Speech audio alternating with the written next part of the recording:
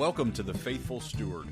This is a podcast all about sharing biblical wisdom and practical insights in order to help church leaders pursue and teach financial freedom as part of Christian discipleship. We believe this is a spiritual conversation, and this is a place where the church needs to lead the way in order to move our communities forward in how we steward God's resources. I'm your host, James Lenhoff, and I am so passionate about this conversation and helping leaders have the confidence to step into it. We believe that if we help people thrive financially and grow spiritually, it changes everything. And I am so excited to join you on this journey. This podcast is brought to you by Good Sense. If you'd like more information about what we're up to, you can go to our website at goodsensemovement.org. All right, let's get started with today's conversation. So if you were with us last time, we were diving into this challenge of having conversations around money with different people who are in different circumstances. This is something the church struggles with, Big C Church struggles with all the time, because we can't really aim one message with a lot of practical application to three very different audiences. And last time we talked about lanes 1 and 2. The way we think at Good Sense is there are the people who are in trouble and they know it. That's lane 1. They feel like they're failing. They feel like they're falling behind, and they are really scared and full of shame around how they've handled their money. And then you have lane 2, and they're the people who are in trouble and they don't know it.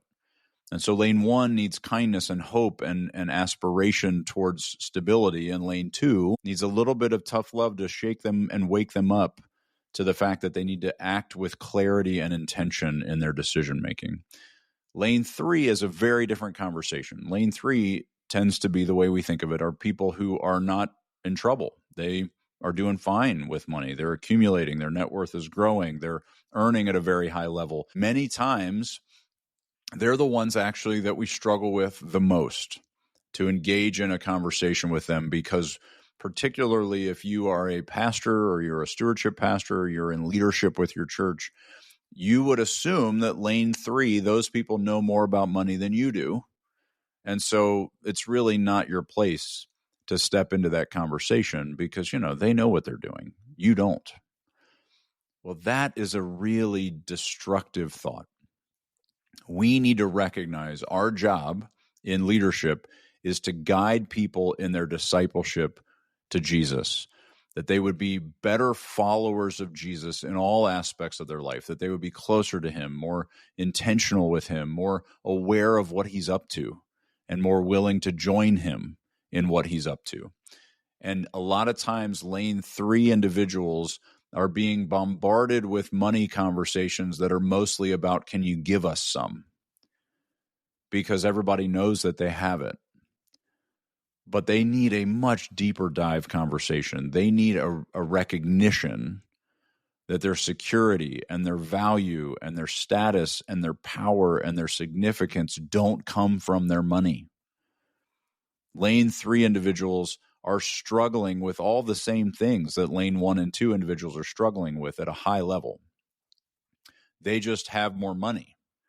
And so a lot of times they can mask those issues. They can hide what their heart conditions are because there's an abundance of resources that allow them to continue to make decisions that are destructive or that are self-indulgent or that are moving them towards more and more of a falling in love with money. And it gets masked and hidden in our society because it's celebrated. And so for many of us in leadership, this particular conversation is the one we're most afraid of having. But in many cases, it's the one we need to step into with confidence, because these are families that are in positions to make deep, lasting impacts for their children, for their grandchildren, but also in the kingdom. And so we really want to make sure we're engaging in this conversation and not avoiding it. Don't check out here. Don't step away from this discussion because you think they know more than you do. You need to call them to faithful stewardship. It is your job, your role in church leadership to call all of your community to a faithful stewardship of God's resources. And lane 3 is included in that. One of the difficulties that we see with a lot of this particular conversation around stewardship is that most of the content out there assumes that the people we're talking to have credit card debt. It assumes that they're struggling. It assumes that they're unable to budget, that they're unable to spend with intentionality, that they're really bad at this. And so most of the content we use as churches doesn't address lane 3, because lane 3 is good at all that stuff. They tend to not have a tremendous amount of credit card debt, if any. They probably don't. They're accumulating their net worth efficiently. They track their spending. They tend to minimize and manage their spending. They are recognizing when things are a waste of money and they don't do it. They're able to control those urges and those tendencies that most of the content is aimed at putting fences around. They don't need those fences. And so every time we bring up the topic of money, and if it's particularly aimed at financial management, lane 3 checks out. They say, I'm good at that. I don't need that. But what they need is still those same 6 ideas. And so that's why I love what Freed Up is teaching. We are stepping into this conversation with the whole church. I don't care what lane you're in. You still need to know these 6 concepts. And those 6 concepts are that we need to step into a stewardship mindset, not an ownership mindset, that freedom is found in stewardship, that faithful stewards are diligent earners and prudent spenders, that they are generous givers, wise savers, and cautious debtors. Now, here's the problem. For lane 3, they tend to be diligent earners. Sometimes they're relentless in their earning. They tend to be prudent spenders. They tend to pay attention. They know where their money is going, and they make decisions with it with some level of intentionality. That's why they have extra, because they're not spending every dollar that comes in. The generous giving conversation can certainly be an issue. A lot of times they believe that as long as they're tithing or getting close enough to the tithe, that they're doing enough. And what we argue at Good Sense is the tithe is a great place to start in lane 3. It's a terrible place to stop. Keep going. What else is God calling you to? How far can you push this? Be as generous as possible, because our tendency when we hit the minimum is to give ourselves permission to then hoard or overaccumulate or spend the difference. And what we really want to engage lane 3 with is this idea that the generous heart of the Father is that we would go beyond. We have enough for future obedience. We have enough to be prepared for what's ahead. And so we really don't need to save this. And we really don't need to spend it. So let's give it now. Let's go past the 10%. Let's go way past the 10%. If we can, let's have fun with it. Let's join what the Lord is up to and be as generous as He is. So lane 3 can unlock so much more than a tithe when their heart is captured by the way that God loves others and wants them to join Him in loving them. The way that I tend to approach that conversation is I'll ask someone, not for money for the church, but I'll just simply ask, what makes your heart ache? What are the challenges out there in the world that bother you? Because I do believe that each of us has a part of our heart that is bothered. And all of the things that bother me are different than maybe the things that bother you, and that's by design. God has placed His piece of His heart that aches for different things in each of us so that we will be activated in doing the work that He wants us to do in those areas. And so what's yours? What's the specific thing that really bothers you in the world? Is it poverty? Is it hunger? Is it medical issues? Is it education? Is it sex trafficking? There's so many problems that the world is facing. What is the most painful for you? Now, what organizations are fixing that? Who's going after that problem? Who's trying to make it better? Who's trying to save people, rescue them, give them what they need, provide for those who are impoverished or hungry? Who's doing the work? What are you most compelled by for those who are doing the work? And then what do those organizations need? How can you more deeply partner with them, come alongside them, see that they are doing the work you really care about, and then empower them to do more of it, right? Because when we can connect the lane 3 family's heart that God has placed in them with the work He's doing, the question doesn't become how much should we give? The question becomes how much can we give? We move away from this 10% idea to something that goes so much further beyond that, because if we can, why not? Let's do it. Let's keep going. And so this is the beauty of that lane 3 conversation. When we can engage a lane 3 family and not be asking for our building fund or our operating fund or what we need as a church, but simply be asking them what makes them come alive, what makes them burn with a passion to go and fix something, to go and be part of what God's up to, we can awaken in them a desire to go deeper into faithful stewardship than they've ever been. Because one of the most important aspects for lane 3 is drawing lines that don't allow them to build bigger barns, getting them to a place where they've decided this is enough. I'm saving enough. I'm spending what I want. I have contentment and beauty in my life. I'm experiencing the things I want to experience, and I don't need more. Most of the time, the default mode of lane 3 is when they get more, they just save it.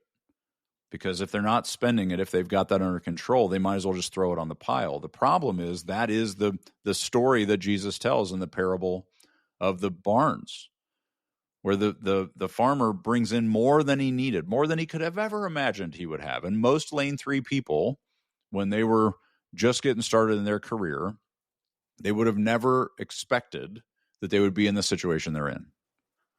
And so it's a natural tendency to go, well, I guess I'll just build bigger barns. And they continue to build bigger and bigger barns and accumulate more. And it's not that the farmer had barns. That was reasonable. It was that he built such big barns to hold all of his abundance for himself so that he could tell himself he could check out, that he could be lazy, that he could be completely disconnected from the kingdom's work, that he could sit in that self-indulgence and eat, drink, and be merry and do nothing of value. And I believe that is the direction that a lot of lane 3 families are heading. If they don't have this conversation, they'll just naturally drift into over-accumulating and having more than they ever dreamed they would have for no reason. They just have it. It just accumulated on them. They didn't even see it coming. They didn't plan on it. And they don't have a thought of what they should be doing with it or what they could be doing with it, because their natural tendency is just to keep hoarding it and keep saving it. This is John Rockefeller's famous quote when someone asked him, one of the wealthiest humans ever to live on the planet, they asked him, how much is enough? And he said, just a little bit more, because more is always better, right?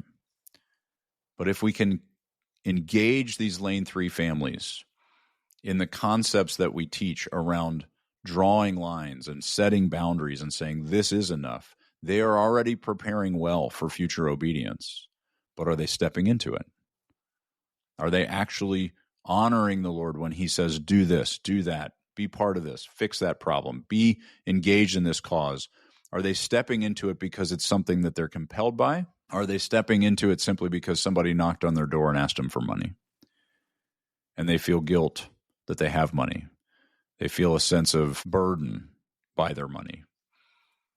We need to flip the script. We need to engage these families in a different conversation that calls them to an awareness that when the master, when the owner of these resources, according to the parable of the talents, gives these resources to his servants to manage, the expectation is multiplication. The expectation is you will do something with it.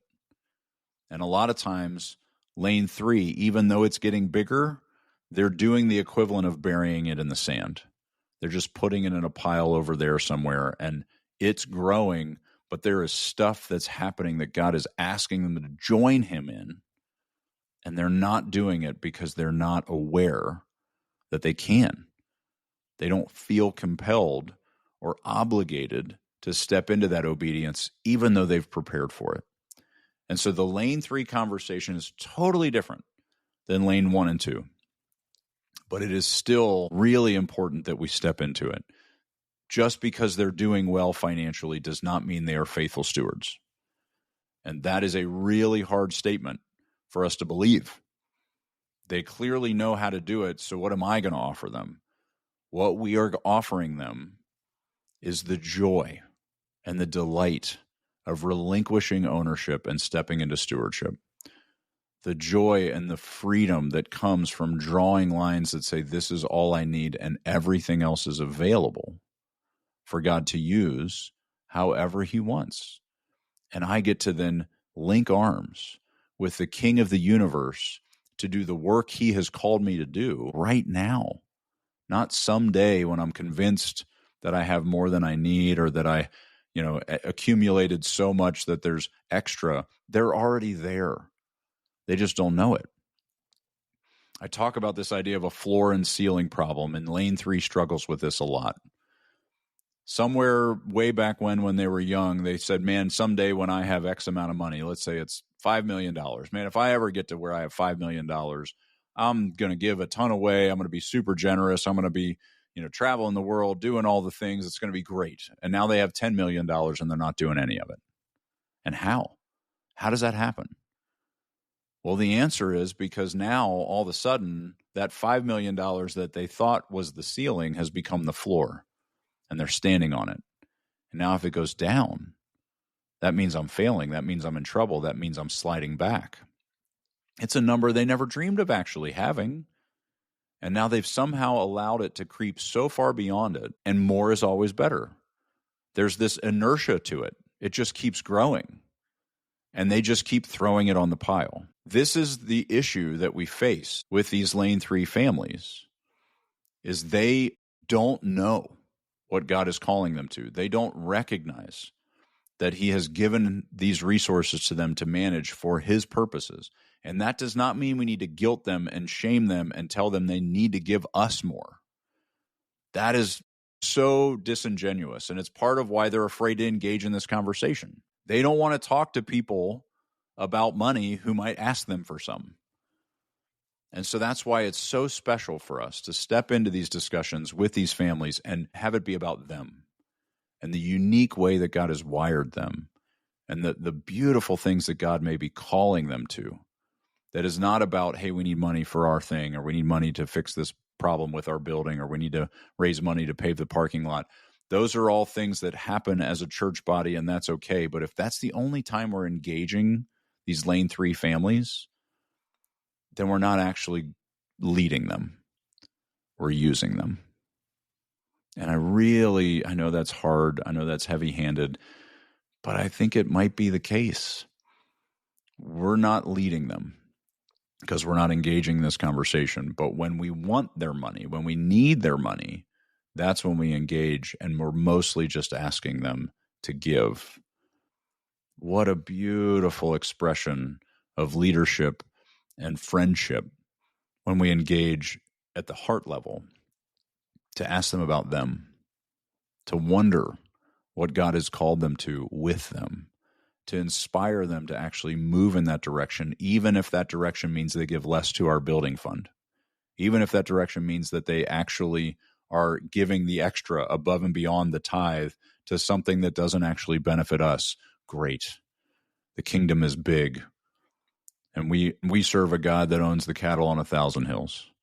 There's more than enough resources to go around. But when we activate these Lane 3 families in the work God is specifically calling them to, that's kingdom leadership. And so I challenge you, if you are in this place of leadership, whether you're a pastor or a stewardship pastor, or you're on the leadership team, for whatever reason, if you are in a place where this is a conversation you are exposed to, make this conversation about their heart. Make this conversation about what God has designed them to do and not about you. It changes everything.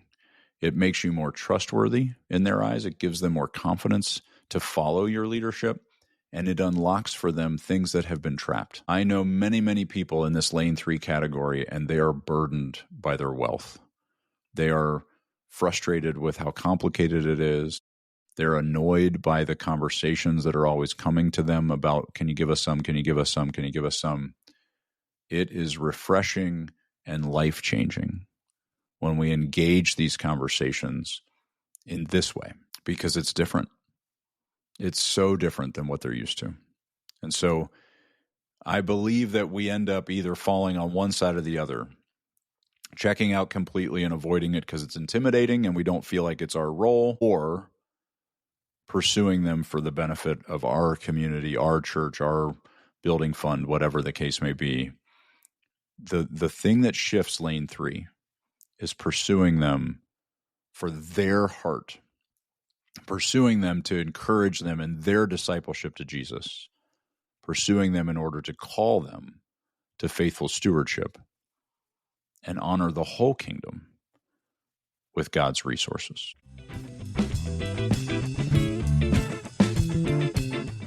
Well, thank you so much for listening to the Faithful Steward podcast. Be sure to check out the show notes for links and other information that we mentioned in today's episode.